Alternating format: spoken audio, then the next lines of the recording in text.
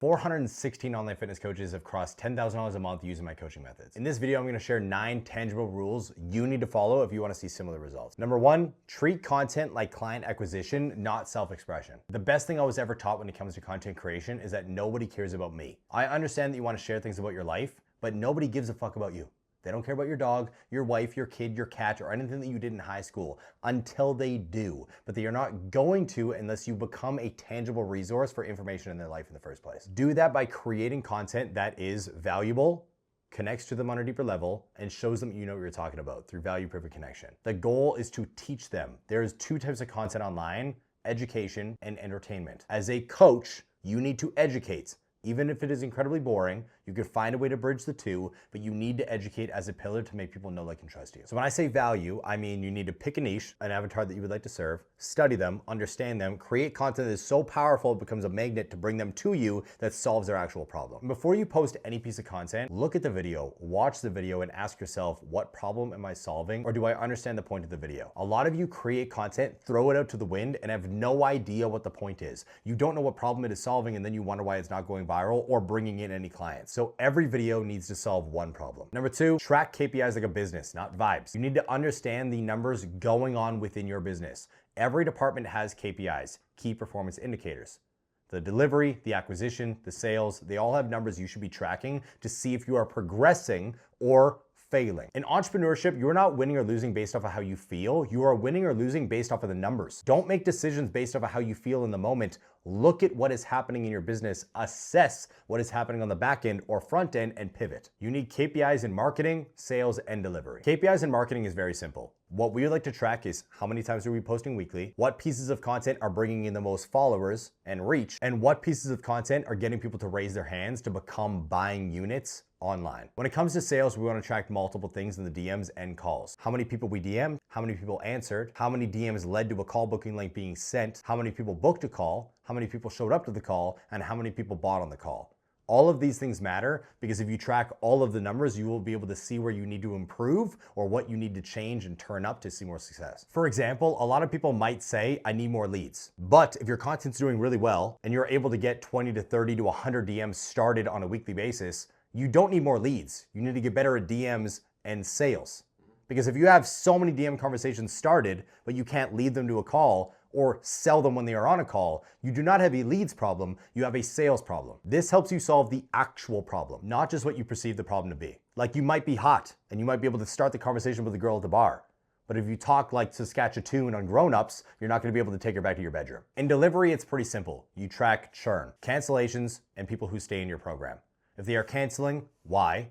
If they are staying, why? If they're getting amazing results, they're probably gonna stay for a long period of time. If they are not getting results, they are going to quit and leave the program. Your churn rate is the main thing that you wanna be tracking on the back end when it comes to delivery to see if you're doing a good job. Number 3, build one flagship offer until you're making over $1 million a year. The biggest mistake online fitness coaches make is starting their online coaching business with one price in mind, jumping all over the place because they become unconfident in their offer itself, and then they try to offer everything else. I wanna do a mid-ticket program, a low-ticket program, a higher ticket program, a VIP ticket program. Pick one. One price, one program, one offer, create everything around that, and scale it to $1 million a year. A lot of people will try to pivot to a new offer when the first one does not work because they are unconfident in themselves. A low ticket option is not the best way to reach $1 million a year, unless you have millions of followers. But even with that, the unless is not guaranteed.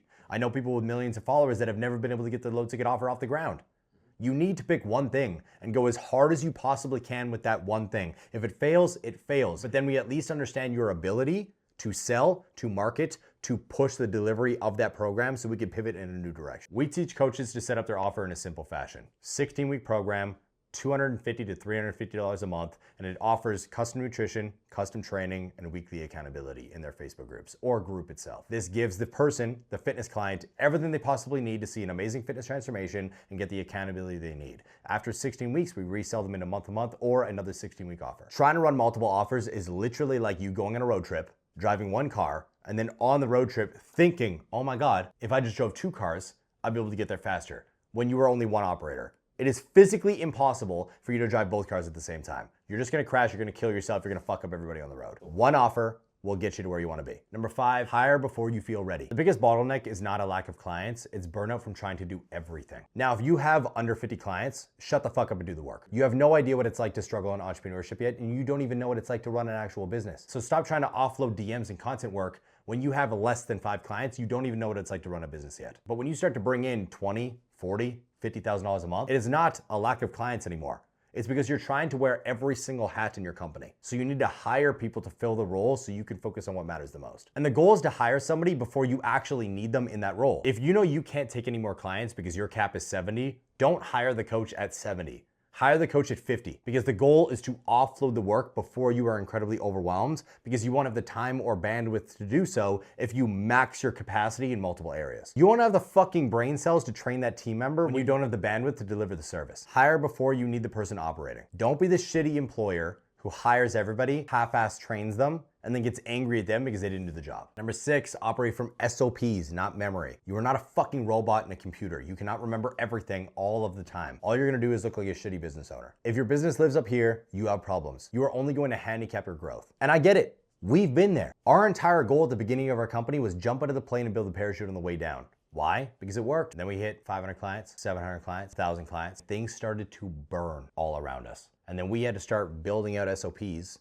and jobs and different things to make sure that the boat stayed in the ocean and we didn't fucking drown with the goldfish. Don't do that. Build out SOPs. Build out the alien abduction manual per individual role. That is what we call that, alien abduction manual. If I was to be abducted by aliens tomorrow, I could give that manual to somebody else and they could do the job without even blinking. That is the goal. Creating SOPs for every role in the company forces you to understand that role to do it properly instead of just doing each thing half-assed. It forces you to become conscious competent instead of unconscious incompetent. This is simple. Every time you do something in the business, document it and put it in the SOP bank. Because in the future, someone else will have to do it again too. And instead of having to relearn it because you have no idea what the fuck you're doing anymore, you could just go into this document, take the link, send it to them, ask them what they learned, and then move forward. Number 7, audit delivery as aggressively as you audit marketing. So many of you coaches fuck up because you are hyper-focused on the front end, which makes sense because that is the bloodline. Leads need to come in for you to make money. But you forget the back end. Because if you just served these clients, made sure they got amazing results and they referred their friends, that could also be the bloodline of your business. When I was an online fitness coach, I stopped marketing altogether. And all I ran my business on was referrals and renewals. I was getting people amazing results. They loved the community. They loved communicating with me. And that became the bloodline to my business. I did not need to market anymore. Both sides can bring you in an exceptional amount of money, but you need to audit the delivery. Are these people getting results? Yes or no? If they're not, you suck. Get better. If they are, good job. Keep nurturing them. If we look at both, we have good delivery and good marketing, but we take away good delivery, you have a bunch of clients coming in and they're just going straight out. So it's like we drilled a fucking hole in the bottom of this water bottle just to fill it up from the top and have it pour all onto my lap. It's not going to get you anywhere. You're going to beat your head against the wall and you're going to quit. Now let's keep delivery, but take away marketing. If you have clients, this can sustain a business. If all of these clients fucking love you, they are going to stay for a very long period of time. I've had clients with me for the last 7 years in our programs, going from fitness coaching to business coaching and being members at our gym. Not to mention, they're going to refer everybody they know. They become walking billboards. Money flowing into your pocket consistently because you got them amazing results. A good product or service will always beat marketing. Take my doula, for example. We're about to have our next baby. I'm super excited to meet the baby girl. And our doula does nothing for marketing. No ads, no newspaper articles, nothing on TV, no Instagram, nothing, no cold DMs. No, this is my doula service. Look at this vagina. She's not doing any filming at all, and she has been 100% self-sustaining for the last multiple years. Why? Because she's great. I feel so confident in having her in the room with us when we deliver my baby girl. Every person that we have spoken to that knows her loves her because she's good at her job. If you get good at your job, people will refer more people to you. Number 8, show your face daily. I don't care if it's Instagram stories, live streams, posts on Instagram, Facebook, TikTok, you need to show your face. The goal is to make you the brand, not just a logo. So change your Instagram name to your fucking name, not some stupid tagline or Instagram gamer tag. Make sure that your profile photo is you, not a random logo. You're not Coca-Cola, homie. You're not McDonald's. Nobody's loving it. Make it your face and then show your face every single day as much as you possibly can. That is the goal. Shove your face down people's throats. The goal is to make sure that every time somebody opens their phone, regardless of the app that they are on, they see your beautiful face, whether they hate you or love you.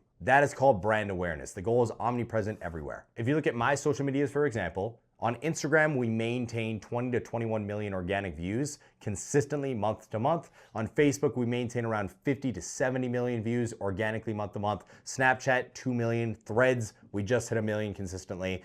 Twitter, no idea, kind of a shitty platform, but we're on there. We're consistently across every individual platform because I want you to see my face no matter what. YouTube, we kind of suck too, but we're getting there. We're experimenting on YouTube, get the fuck off my back, okay? We're still there, but I will say, even though we're not great on YouTube, I'm across multiple channels. This channel, my first channel, our own motivational channel, Wolf Mentality, and Motiversity that has over 3 million active subscribers across their 10 million subscriber base. You wanna have your face consistently show up in front of people because if you have a product, eventually, if they know you, see you, they might like you and want to buy off of you. Think about it this way. The reason why McDonald's, Coca-Cola, all of these brands do well is because you are always fed their shit. Pay attention. Next time you drive down the street, how many billboards did you see those products?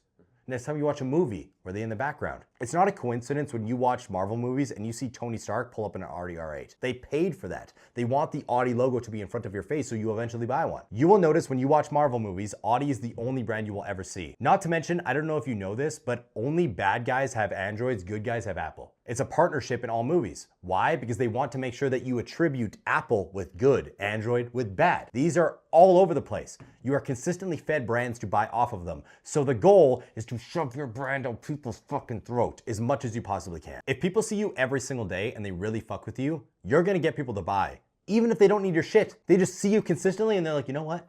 I wanna buy off this motherfucker. I like him. I don't even know what he offers. What does he got? Marketing?